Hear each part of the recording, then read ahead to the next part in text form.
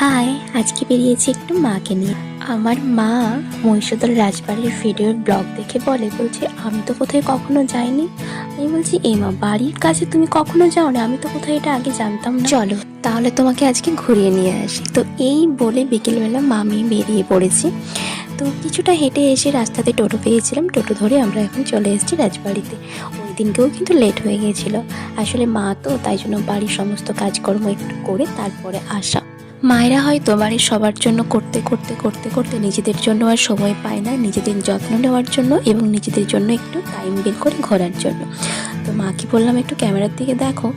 বলছে আমি ক্যামেরার দিকে দেখে কি করব। এই রাজবাড়ির ব্লগটা যদিও বা আগের দিন তোমাদের সাথে শেয়ার করে দিয়েছি, তাই জন্য পুরোটা ভালো করে করব না। তবে ওই দিনকে আমি যেই সংগ্রহশালার ভিডিওটা করতে পারিনি, সেই ভিডিওটা আমি আজকে তোমাদের সাথে শেয়ার করব।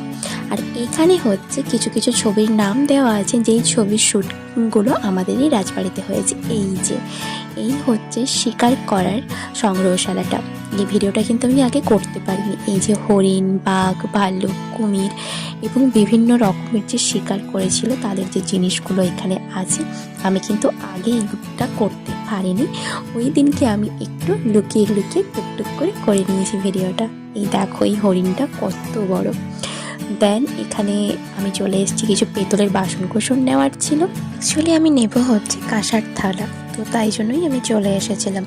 দেন ওখান থেকে চলে গেছিলাম কসমেটিক দোকানে আমার একটা শ্যাম্পু নেওয়ার ছিল। দেন ওখান থেকে দেখলাম একটা নেল পলিশ নেবো বলে। আসলে এই শ্যাম্পুটা নেবো বলে আমার অনেকদিন নেওয়া হয়ে ওঠেনি, তাই জন্য এইবারেই নিয়ে নিলাম। তো ওখান থেকে আমি চলে যাবো একটু গ্রোসারি দোকানে, বিস্কিট বা যা যা কিছু ঘরোয়া জিনিসপত্র লাগে সেইগুলোই। আর এখন কিন্তু যেহেতু চৈত্র মাস, চৈত্র সেলও কিন্তু চলছে বাজারে।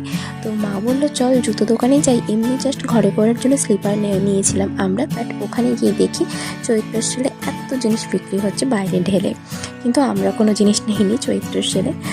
আর কি, ওখান থেকে টোটোতে উঠে পড়েছি বাড়ি যাওয়ার জন্য। আর প্রায় আধা ঘন্টা বসে দেন টোটো ভর্তি হতে টোটো ছাড়লো, বাড়ি ফিরেছি। অনেকটাই লেট হয়ে গিয়েছে, প্রায় আধা ঘন্টা টোটোতে আমরা পৌঁছেছিলাম। আমাদের এই দিকটা এমনই হয় যে টোটো পুরোপুরি না ভর্তি হলে কখনোই কিন্তু ছাড়বে না। আসার পথে নিয়ে চলে এসেছিলাম এই ভেজিটেবল চপ, যেটা খেতে আমার ভীষণই ভালো লাগে। That's it, see you in next video, bye bye. ভালো লাগলে একটা সাবস্ক্রাইব করো।